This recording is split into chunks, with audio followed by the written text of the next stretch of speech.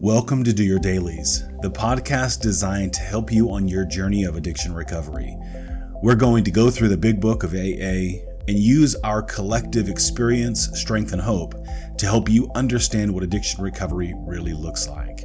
So grab some snacks, sit back, press play, and dig deep. Thanks for being here. Hi, and welcome to this episode of the Do Your Dailies podcast. I'm your host, Chris, here with my friends Joe and Dave. Guys, how we doing today so far? Doing good. Thankful for the new year and the opportunities that we have to renew ourselves and to gain bigger perspectives. Ha!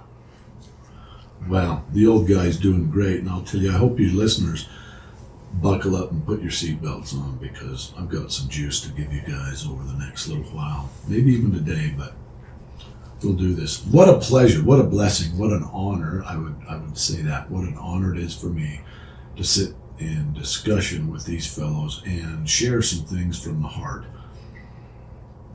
What I want to say today, and this came to me early this morning, I'm going to try to get this out. My name's Dave, and I'm an alcoholic, and what you will get from me is the very best of me that I can give you. Here's my absolute word to you, ironclad word. I will always tell you the truth, and I'll always try to listen to the spirit that moves me to speak, and speak directly from the heart. And I will always respect you, and I will do everything in my power to help you. And with that, I'll pass it back to Chris. Thank you, Dave. Thank you, Joe. Yeah, an honor and a pleasure to be with you guys, to break bread, to dig into this, and man, our intention to help another. And as I've mentioned just a moment ago, being able to myself benefit from digging into this and understanding a deeper meaning about recovery and healing and being a human and all the different hats that we wear. So this is our part 2 episode of Bill's story, and we're going to start on page 7, that first paragraph there, and I'll begin reading. It says, "My brother-in-law is a physician, and through his kindness and that of my mother, I was placed in a nationally known hospital for the mental and physical rehabilitation of alcoholics. Under the so-called belladonna treatment, my brain cleared. Hydrotherapy and mild exercise helped me much. Best of all, I met a kind doctor who explained that though certainly selfish and foolish, I had been seriously ill, bodily and mentally. It relieved me somewhat to learn that in alcoholics, the will is amazingly weakened when it comes to combating liquor, though it often remains strong in other respects. My incredible behavior in the face of a desperate desire to stop was explained. Understanding myself now, I fared forth in high hope. For 3 or 4 months, the goose hung high. I went to town regularly and even made a little money. Surely this was the answer. Self-knowledge." Now I know, I've got this. What is self-knowledge? One of you take that. What is self-knowledge? Well, in this case, in my opinion, what I see, what I read, and what I personally experienced, this self-knowledge is about the size of a dime. So what does he know? Oh, if I exercise a little bit, I don't even know what hydrotherapy in that time even meant. But he says, hydrotherapy and mild exercise help much. Well, he was an abject, fall down drunken alcoholic. So I'm going to say that mild exercise in today's vernacular, pretty mild. I'm guessing he probably walked around maybe the inside, maybe even the outside of the building, and that would be about it. I can tell you, he couldn't follow me through one of my kettlebell workouts. Right? Best of all, I met a kind doctor. And he said I'd been foolish, but I was mentally sick, and it relieved me that my will was been weakened. But now I don't have alcohol in me, so therefore, by definition, my will is strong. There you go. I have a Good strong now. will. I'm in this environment where everybody's surrounded me, and I've got tents around me, and there's radar, and everybody's watching me, and I'm mildly exercising. The doctor, I'm in this utopian society, and my will is now strong. Why? Because there is no alcohol. And I'm not making fun of Bill. I'm just reiterating what I'm trying to extract every last sentiment out of the words he writes. And he writes them purposefully so that we know, so that we get this message. Understanding myself now. Now there's an interesting comment. Do you really think that he understood himself? Not in the least. Joe's saying not even close. Nope. I'm fully in agreement. Not, but in his mind, in his little tiny world, I understand myself now.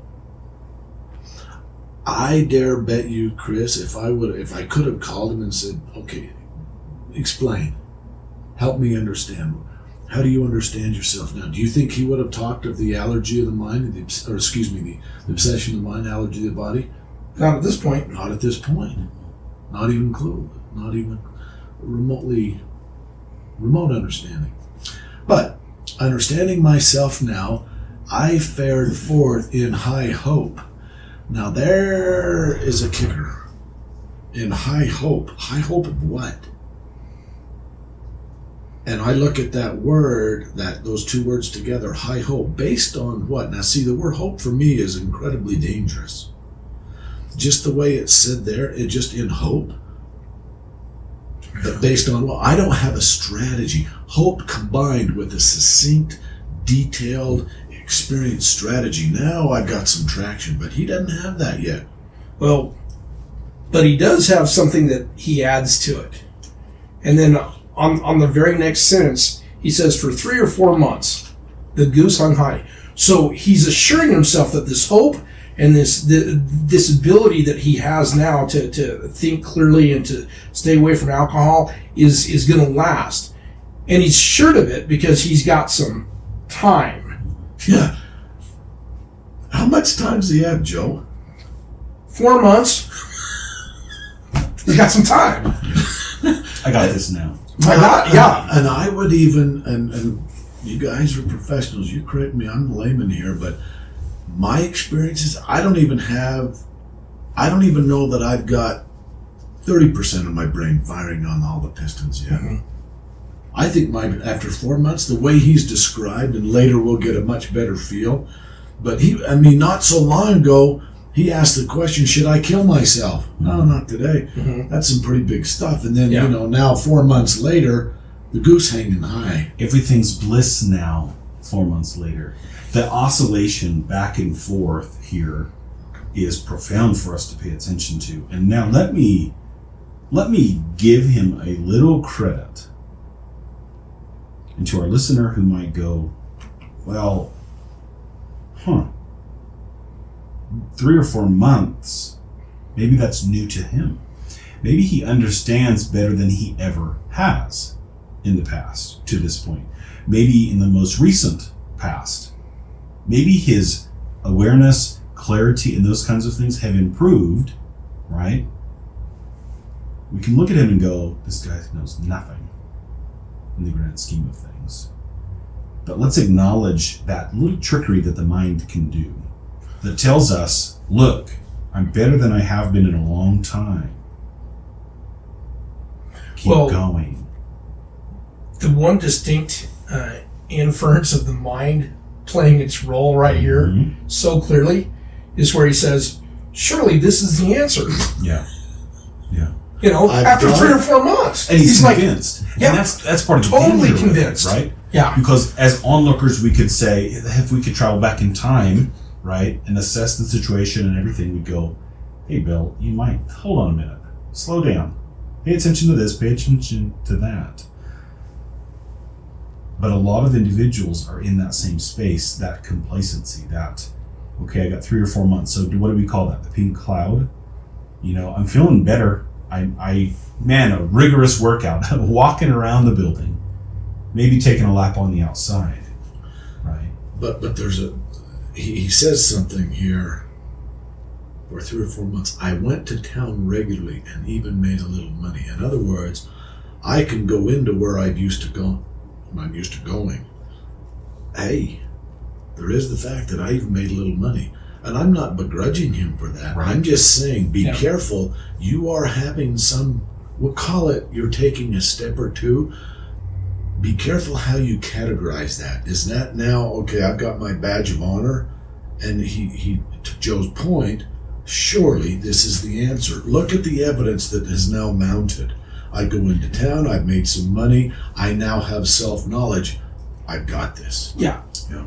See, and that right there is the huge complexity that most people don't understand. That the obsession will actually use that to convince people, it's okay, go ahead and breathe, but that lulls us into a state of like just total vulnerability, because after that point, it's like we literally are not going to have any defenses built up. We will have, as he says right here, surely this is the answer. He will believe that he's got the answer, and the answer is what he's done so far. And he's 4 months into this, but he doesn't understand what's next. He doesn't understand the complexity of how his mind is going to trick him with this state of contentment. Mm-hmm. And it's going to come back, like he describes, like a boomerang to just tear him to shreds again. Yeah. Because he trusts his mind. He doesn't believe it's an enemy to him.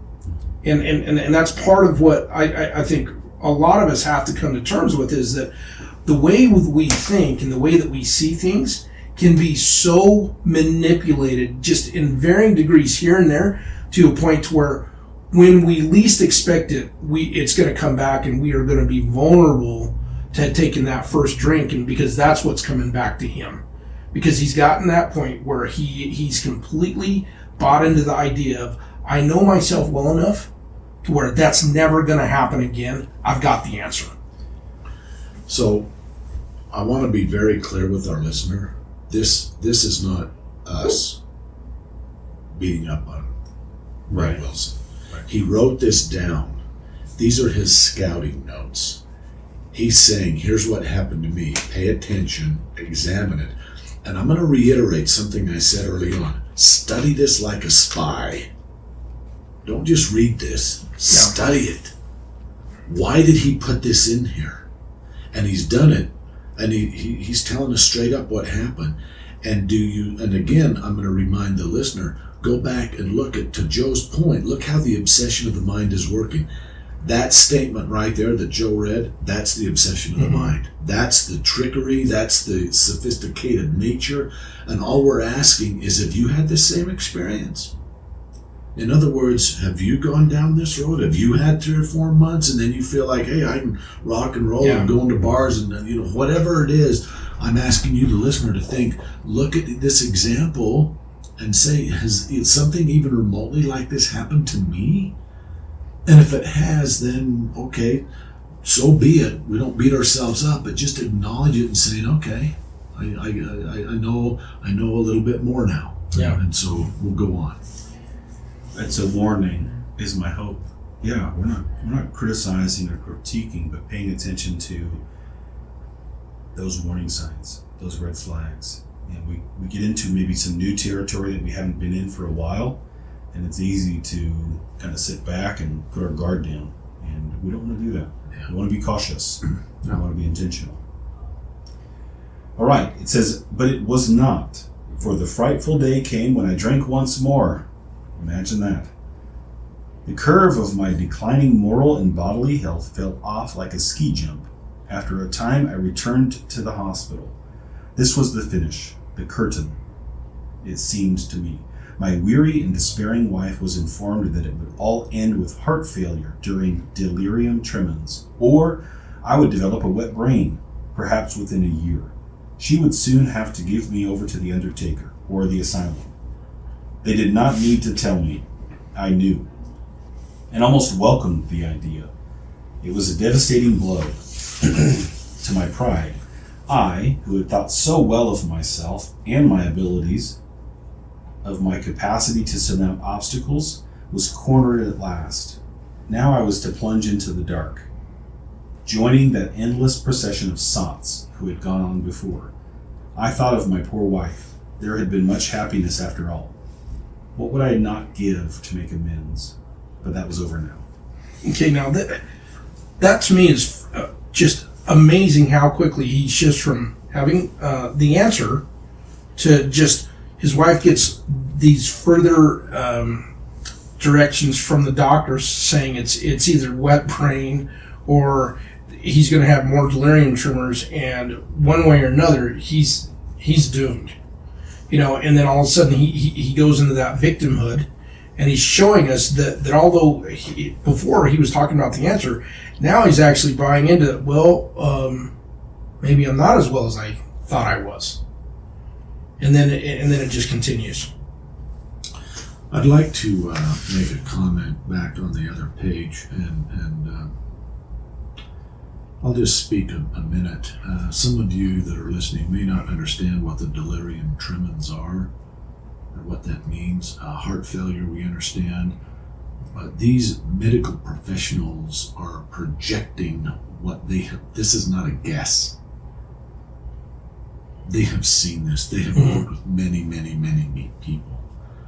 And based on their experience, they can predict pretty close what's going to happen. I personally, I won't go into the detail.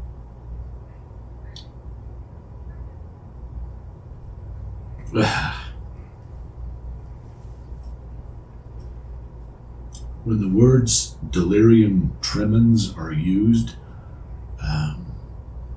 to me, that is the darkest, deepest effect of what alcohol can do to our pristine brain. And what I have witnessed, what I have watched, and what I have seen when alcohol diminishes the brain to the point where these tremens, there's the delirium, and things are on walls and spider. I mean, it's almost unspeakable what happens. And so I would just tell you that as an aside, alcohol does nothing but take. It never gives. And the reason I bring this up right now is because I would like to point out yet again, in spite of him having maybe heart failure, delirium tremens, and a wet brain, somehow, some way, the divine architecture of our nervous system, our cardiovascular system, our brain, all of it somehow navigated this process, somehow got through it. To me, that is a testimony beyond testimonies of the power and the magnificence, the grace of the human body and the nervous system. The fact that he might have had that, or maybe did, and others, and that somehow we're sitting here today able to talk and walk and think, and somehow our brain has again swam through gallons and gallons and gallons of this caustic material to allow us to navigate. I just call time out and say, give thanks for that. If you were like me and you've poured a lot on your brain, the fact that you might have one that functions even at 50% is actually quite remarkable. And there's something else deep down in his heart and his soul, somewhere way down deep in Bill. He says, they did not need to tell me, and I've got it circled in my book, 2 words: I knew. He knew. And I just think that's very, very powerful. Now we're about to read something, and I would ask you, the listener, to listen closely to what's read next and see if you can identify with anything that's said here.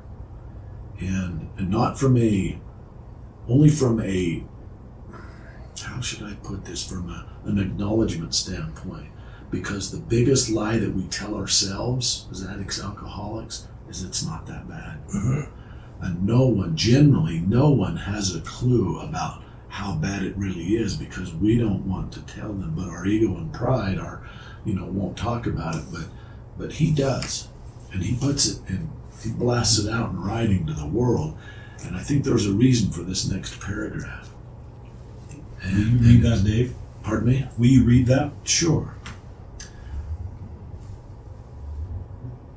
So the last couple sentences that was read, what I would not give to make amends.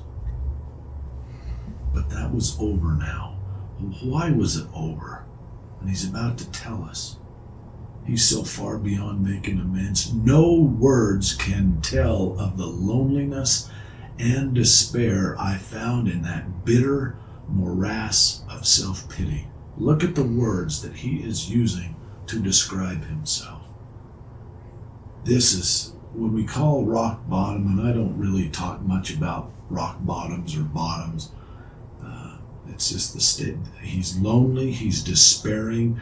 The bitter morass. A morass is a big cavity, a big cavern of self-pity. He couldn't ask for amends because of this self-pity. And then he goes on to say, quicksand stretched around me in all directions. In other words, I've got maybe 2 feet, possibly only 1, on somewhat solid ground, but it doesn't matter where I go. It doesn't matter which direction I step. I am done. I'm alone. I'm done, and there is nothing in any direction of any help. And then he says this, I had met my match. And yes, he had. I had been overwhelmed. Yes, he had. Alcohol was my master. Now, those are some powerful words. Alcohol was my master. So the obsession of his mind was so sophisticated that it could craft any story anywhere and would even use his own successes. Look, Bill, you got 3 or 4 months. Go to town. Enjoy. You're good. You've got this. You now know. You've got self-knowledge. So the obsession of my mind, the master of it is so clever to the point where just imagine, close your eyes and just imagine standing on about a 1 square foot piece of ground, and no matter where you looked is quicksand or ocean or whatever. No matter which way you go, you are done. And I think he tells us that he's not looking for sympathy. He's saying, hey, if you're like me, come, sit down a minute. This is where I was. If this is where you are, then stay with us. Sit a bit. Sit a while. Let's talk. Because this is where I was, but that's more importantly, that's not where I am now. And so I'd like to interject right here a very important concept that struck me. Because when I read this, but I didn't know what it meant. It took someone else pointing this out to me. And it's this. The cold hard truth is I feel that. I felt standing on that square of sand. But I don't know, and I don't know how to do it, and I don't trust. I don't think God likes me. I think God hates me, and I have nowhere to go. I don't know what to do, so why don't I just die? And so the question that begs asking is, if this program, what we're reading, if it doesn't work for me right now, then what's the point of all this? Why are we doing this? It needs to work for Dave Beck or John Smith or whoever it is right now. And that's what I'd like to tell the listener. It will work for you right now. We don't have Joe, Chris, and I. We don't have leverage on this program. There's enough what I call recovery air, recovery oxygen. There's plenty for all. And if you felt like this, then that's okay. We understand. Sit down for a bit. Sit with us a while. Let's talk. And so I just appreciate I appreciate being able to read what was going through the man's mind and his heart, because I understand. He was talking to me. He didn't know it at the time, but his courage to write down what he was going through then turns out to help another woman, another man along the way. So after that, he says, well, trembling, I stepped from the hospital in a broken man. So he's leaving. Mm-hmm. He's not in all that good a shape. He's not doing mild exercise now, Joe. Yeah, the answer all of a sudden is no longer an answer because he's in a state of fear. That state of like contentment that he had before, it has now been rocked by the reality of what he's dealing with, and he's seeing there is no safe place. I'm standing on ground and everything around me is quicksand. But he's admitting that his master is alcohol, and then he's leaving in a state of fear. Wow, what a powerful picture. I'm shaking as I'm stepping from the hospital, rocked with fear. And it sobered him for a bit. Well, what does that mean? I'm absolutely petrified, and it sobered me for a bit. Well, what's a bit? What would you guess, Joe? 3 or 4 months. Maybe. I think he had drank as he was before he stepped away from the hospital. And the reason I say that, folks, is that the cold hard truth is I had relapsed mentally and emotionally long before I ever did physically. Right. It was just a matter of a few ticks of the clock. Okay. So that's possibly what he could be alluding to for a bit. For a bit. It's not much. Whatever it is, it's not relevant. Oh, yeah. It's not important. Then came the insidious insanity of that first drink, and on Armistice Day 1934, I was off again. Why does he say the insidious insanity of that first drink? Because think about this for a minute. Let's just step back and say, what on earth could the obsession of the mind have come up with? Think about the cleverness of this next move.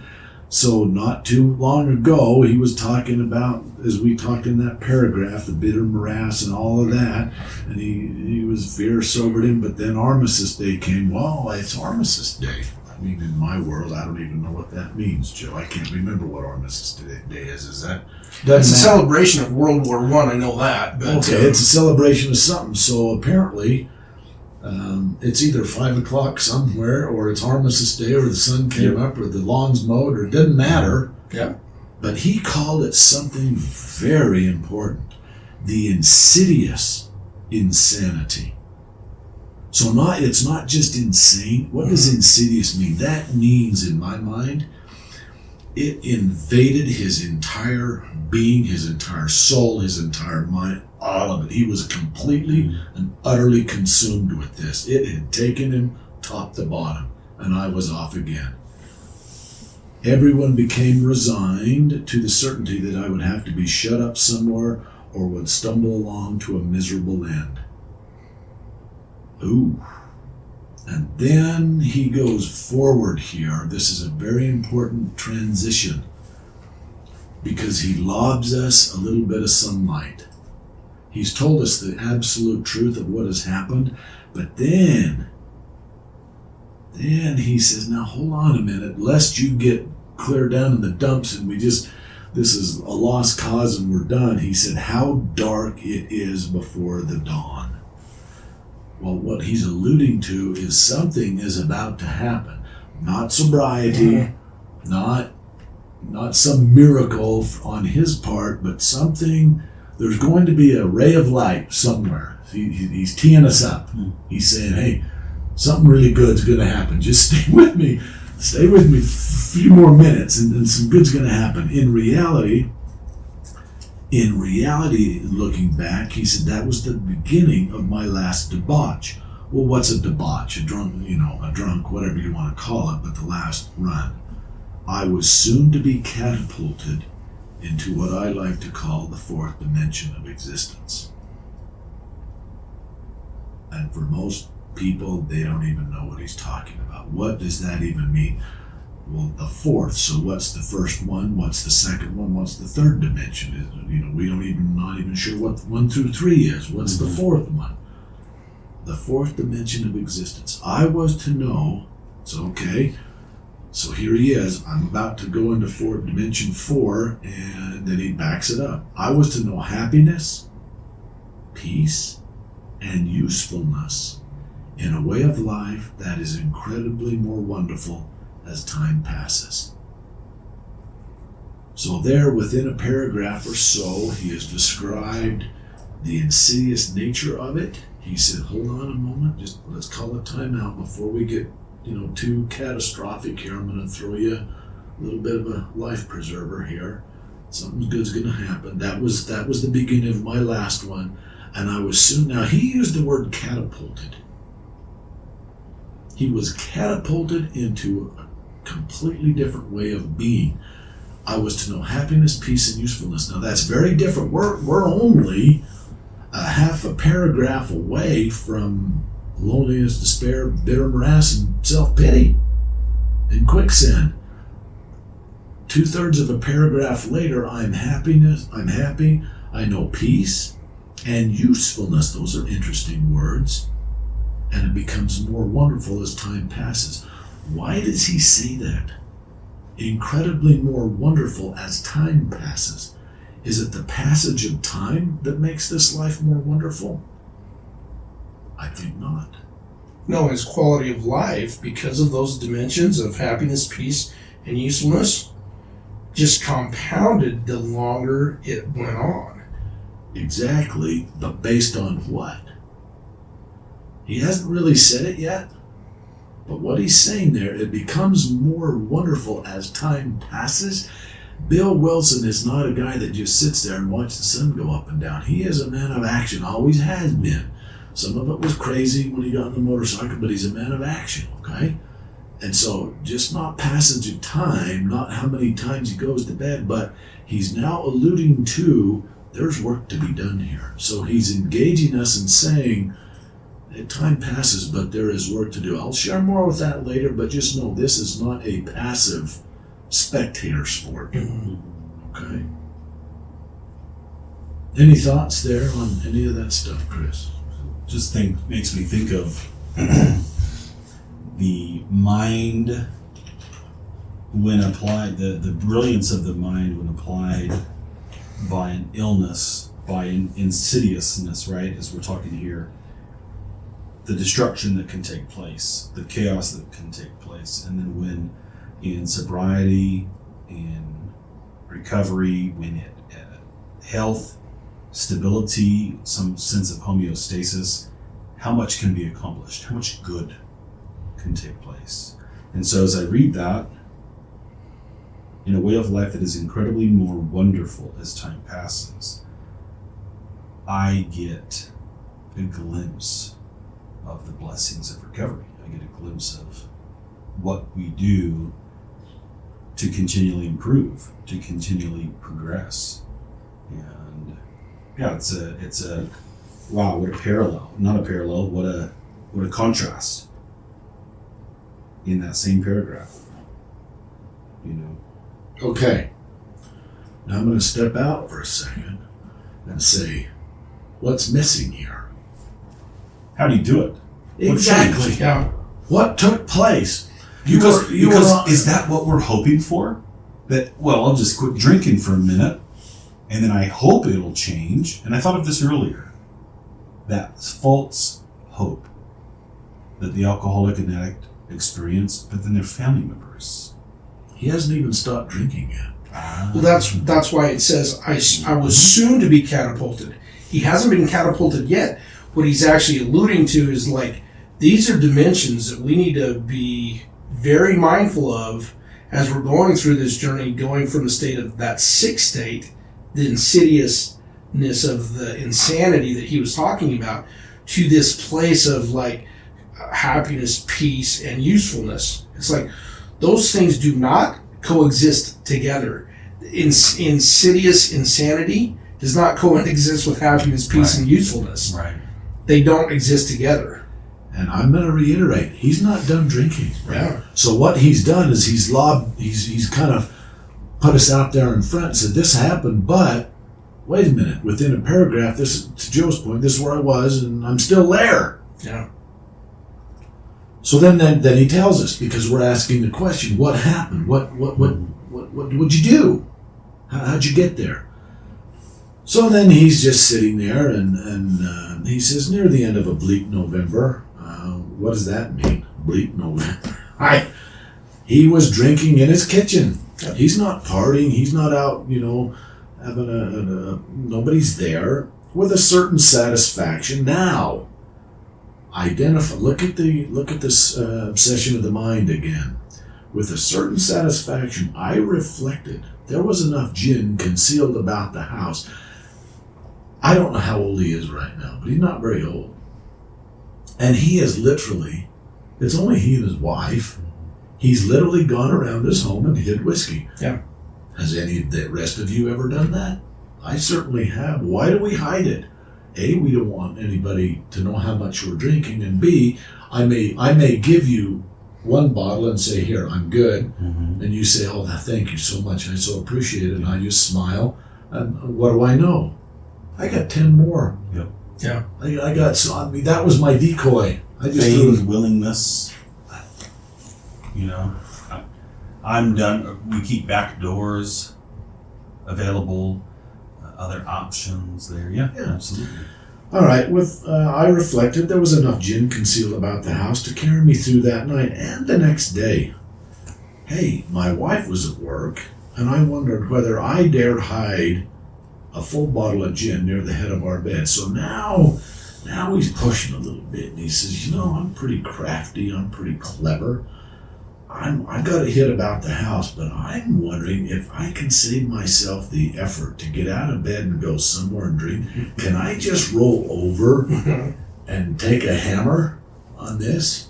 And I happen to know about that. If you fill a great big plastic, and the reason you buy plastic is if it falls, it doesn't break, and have glass, so you cut your feet the next morning.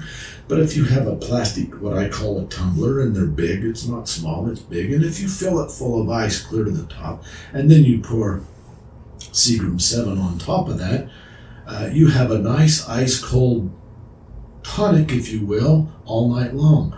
Why do I know that? And I can wake up. So the strategy is not to drink. The strategy is to avoid sickness. Mm-hmm. I can wake up and hammer on that, and I wake up at 7, whatever. I'm good. I'm locked and loaded. I'm good for the day. So he's now crafting a way that whether I dared hide something, I would need it before daylight. So what does he know now? I would need it before daylight. He is going to have an experience with the physical withdrawal that he's using alcohol to stabilize. Mm-hmm. He's literally acknowledging that he's going to go into delirium tremens if he doesn't actually satisfy his need physically of alcohol. And how long, Joe? He's sitting there at his kitchen. How long? What's he afraid of before morning? Yeah, we're talking hours. We're not talking days or weeks. Hours, maybe. Hours. Yeah. So he's in full awareness of everything that's state. coming. Yep. So he's sitting there at his table, and his musing, it says, my musing was interrupted by the telephone. So I would like to point out that the obsession of the mind, even though he's in drinking and in somewhat of a drunken state, it's still crafty and clever and coming up with ideas. Yeah. But he's interrupted by the phone, and the cheery voice of an old friend asks if he might come over. And then what I've got circled there is he was sober. Now, I don't know if he told Bill he was sober. I don't know, but it's in italics. He was sober, so that meant a lot to Bill. So apparently, and this is Ebby Thatcher, a friend of his that he used to drink with, and so Ebby apparently told him he was sober. It was years since I could remember his coming to New York in that condition. I was amazed. He could not recall Ebby Thatcher being sober. Rumor had it that he had been committed for alcoholic insanity. Why is that phrase, alcoholic insanity, so important? Because Bill knows he's right on the cusp. Right. He is right there. In fact, probably should be. I wondered how he had escaped. So in other words, he's not buying the fact that Ebby's sober. Sure. He thinks he's escaped. Mm. And Yeah. maybe Ebby's just swinging by, and I'm about to read. Of course we would have dinner, and then I could drink openly with him, unmindful of his welfare. In other words, he said, I'm going to drink, and then pretty soon, if he did escape, he's going to be drinking with me. He's going to join me. Exactly. I thought only of recapturing the spirit of other days. Well, let's have us a drink and let's talk about what we used to do. Let me remind you how good of a Good football old player days. I was and how much money I had. It doesn't matter, whatever it was. There was a time we had chartered an airplane to complete a jag. His coming was an oasis in this dreary desert of futility. Even just the coming of an old drinking buddy is going to improve my dreary desert of futility. He chose that word futility. No matter how I tried, it still doesn't change. The very thing, an oasis. Drinkers are like that. Why does he put that in there? Well, he puts that in there because he sees. He's kind of drawn and painted a picture for us that he's got about 2 days left of gin. Okay, so that's the analogy of the oasis. It's like, here I am. I don't have like an endless supply, and then his buddy comes and says he's sober. But this is where it's interesting. He says drinkers are like this. So he's relating not only his own personal experience, but his friend is just like him. Yeah. Yeah. And isn't that interesting? We, as we're drinking and we're going down the road, who do we start to be attracted to? Who do we bring into our circles? Birds of a feather flock People together. like us. People like us. So I Or can tell you people- my lies and you can tell me your lies, and Yep. we'll just sit here and we'll just hammer away. Yep. Someone who will co-sign on my actions, right or wrong. Someone I can convince to give me the thumbs up so that I can continue on my merry way of destruction. Someone who doesn't have the strength or courage or whatever it is to tell me they're concerned with my actions. Exactly. Because if they tell me they're concerned, I will deflect that and refute that with, well, look at you. Mhm. Who are you to tell me? Sure. Mhm. Yeah. What on earth are you talking about? Did you look in the mirror? Mhm. I mean, remember the time? I mean, and I can move into that so fast. Yeah. I mean, it's been a long Deflection tactic. Yeah, it is. It's well, remember the time you and I put my finger up, and then all of a sudden we're not talking about me anymore. We're masters of that. My wife, we'd only been married a few years, and I don't know what happened. What was the discussion? It doesn't matter. But I'd done something, and she noticed it, and she said, "Well, I'm just noticing it."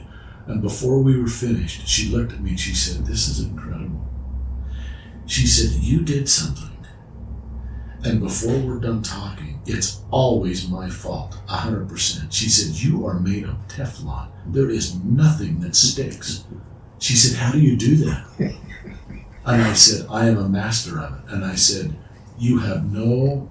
I said, "I've practiced that much more than you practice your truth telling, so and inevitably I will win. And no, nothing will stick, ever." That is part of the insanity, Isn't it? without a doubt. You know, there isn't a conversation that's going on. It's like there's a circular argument that's going around. It's always your fault. Right. And long before the UFC came to exist, I could have put on clinics about ducking, weaving, parrying, and moving. And all of a sudden, somehow, she said, "You're incredible at it." She said, "It's like a boomerang. I say something and it comes right back. Only when it comes back to me, it's much worse. It's more detailed. It was all my fault." And she said, "You're just standing there like some sort of, standing on water, like, pure little angel of sorts." Magician. I'm going to make I would like to make a suggestion, and we can do whatever we want. But this next paragraph and the next page and a half are absolutely critical in the understanding of what happens. And just out of respect of time, I wonder, the first three words, "the door opened," and I'm wondering if we ought not to address this fully next time because we don't have much time left. And what I would submit that the next page, page and a half are absolutely critical. And so I would submit that we give it full due and consider. I second it. Yeah. I second that. Yeah, I think we need to give the next few pages like our due diligence, because what he shares over here changes the course of what happens. It does. For like literally the rest of not only his recounting of kind of what happened to him, but the rest of his life. Well, and we go back and we say, Joe made a comment, you can't give what you don't have away, and I can't do what I haven't seen. He is about to see. He is literally about to see it, and he describes it magnificently. And so I would just say that those that are listening, there is great hope. He gives us this example, and we will chime in on our own experiences. But thank you so much. What an honor and a privilege it's been to roll a bit today. Gentlemen, it's always a wonderful experience, and I'm excited to continue this on during our next episode. And to our listeners, that very well may be just a quick scroll and finding part 3 of Bill's story. This has been part 2, and as always, we thank you for joining us. We thank you for allowing us into your home, into your vehicle, into your life. We care. We want to see you succeed. We know how difficult this path is. We know how significant the despair is. You are not alone. You do not have to suffer. There is hope. There is a path. And there can be progress. Reach out to us if you're in struggle. We invite you to go to a meeting. You can Google AA and enter your zip code. There might be people that you know who can go to that meeting with you, or who can take you to a meeting. We encourage you to ask for a sponsor. If none of those options will work for you, or if they seem so daunting, reach out to us. You can find us at our website, doyourdailies.org. You can send an email, chris@doyourdailies.org, or send us a direct message. Again, you do not have to do this alone. This does not have to be terminal. This does not have to be the end of your story. Thank you for joining us on the Do Your Dailies podcast for this episode. We hope that this has improved your day just a little bit, and we will see you next time. Thanks for checking out this episode of the Do Your Dailies podcast. If you like what you hear and what we're talking about, please like and subscribe and share this show with your friends. That's the best way to support us bringing you more content. You can follow us on YouTube and Facebook at Do Your Dailies, and on X at DoYourDailies_. This podcast is brought to you by Hobble Creek Behavioral Health and is edited and produced by Motley Sounds.